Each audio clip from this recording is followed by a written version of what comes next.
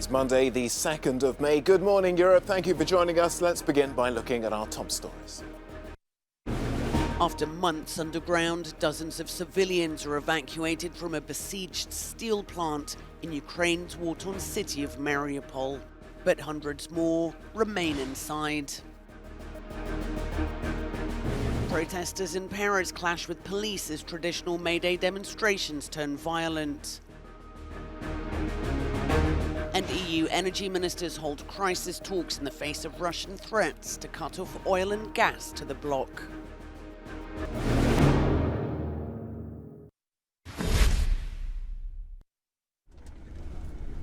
There's been sporadic shelling by Russian forces of the war-torn city Mariupol's besieged steel plant following a partial evacuation of civilians. That's according to Ukrainian sources. On Sunday, the Russian Defense Ministry released footage of what it said was the evacuation of civilians from the Azovstal steel complex in the centre of the city.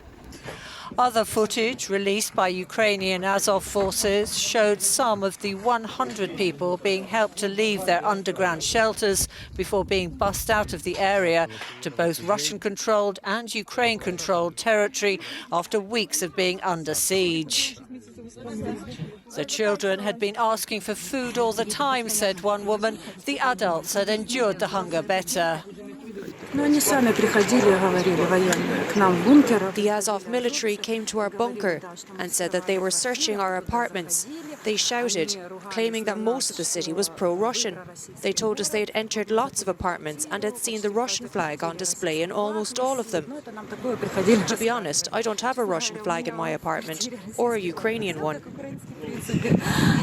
President Zelensky thanked the UN and the Red Cross for helping organise the evacuation. Today we finally managed to start the evacuation of people from Azovstal after many weeks of negotiations, after many attempts, different meetings with different people, calls, countries, proposals. Finally, there was not a single day when we were not trying to find a solution to save our people. As many as 100,000 people are still believed to be blockaded in Mariupol, including up to 1,000 civilians who are hunkered down with an estimated 2,000 Ukrainian fighters beneath the Soviet-era steel plant.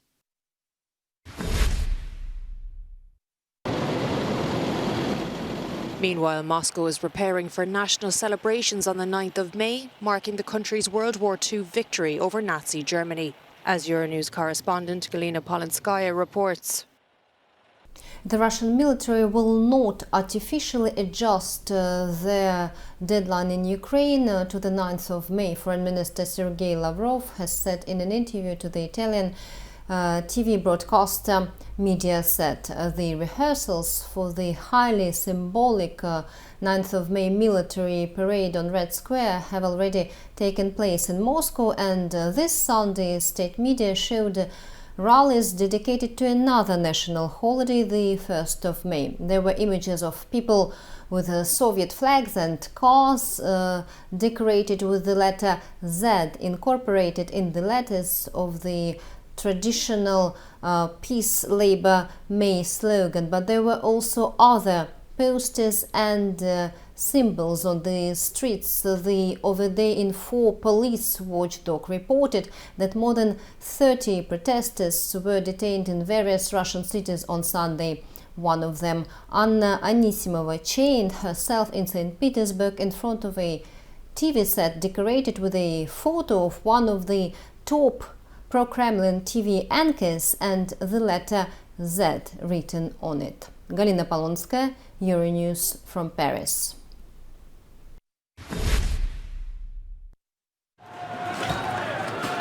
France's Interior Minister has condemned the violence on the streets of Paris during traditional May Day demonstrations. Gérald Darmanin called protesters who clashed with the police thugs. Police used tear gas to push back anarchists who ransacked shops in the French capital. 54 people were arrested, including a woman who, it's reported, attacked a fireman as he tried to put out a fire. 8 police officers were injured. In a tweet, Darmanin announced that he was following the disruption of the demonstrations committed with unacceptable violence and said that he fully supports police officers who are the guarantors of the right to protest and public order. Around 250 rallies were organised in Paris and other cities, including Lille, Nantes, Toulouse and Marseille. Most were peaceful.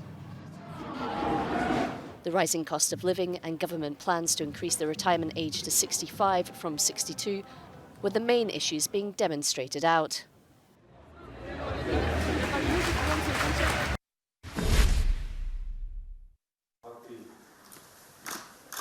Indian Prime Minister Narendra Modi kicks off a 3-day tour of Europe today, where he'll be holding bilateral talks to Germany, Denmark and France. Following European Commission President Ursula von der Leyen's visit to Delhi last week, Modi is looking to negotiate a free trade deal with Brussels and strengthen ties with the European Union.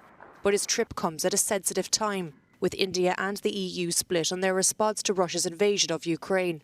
Our reporter Jonah Kalgren has more from Berlin. Indian Prime Minister Narendra Modi will of course get the high-level red carpet treatment during his visit to Berlin. There will be military honors and certainly a meeting with the German Chancellor Olaf Scholz. But there are disagreements between these two countries, especially when it comes to the Russian invasion of Ukraine. India has refused to join the sanctions against Russia, and India has announced that it will continue to buy Russian oil, and that might undercut expected sanctions that the EU is expected to announce in the coming days targeting Russian oil. However, it's unclear if Olaf Scholz, someone who has himself been criticized heavily for not supporting the Ukrainians enough, will be able to change Modi's mind. Jonah Kalgren, Euronews, Berlin.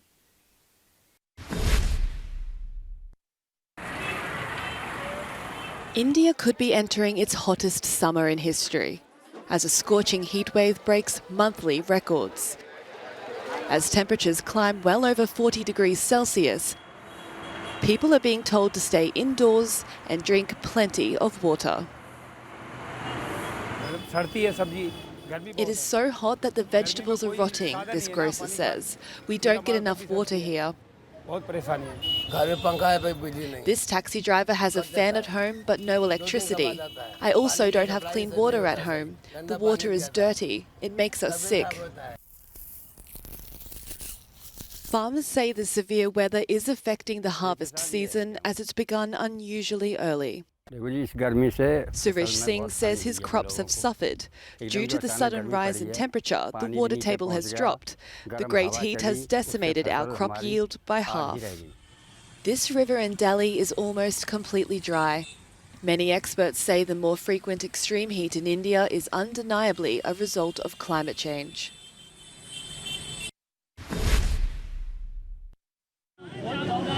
Pakistani women shop for henna and bangles at a market in Multan in Punjab province amid preparations for Eid al-Fitr, the festival of breaking the fast of the month-long Ramadan and celebrated by Muslims worldwide.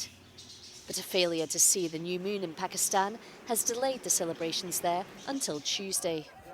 Palestinians flock to the markets to shop for cakes, sweets and fasik, which is a traditional salty fermented fish dish.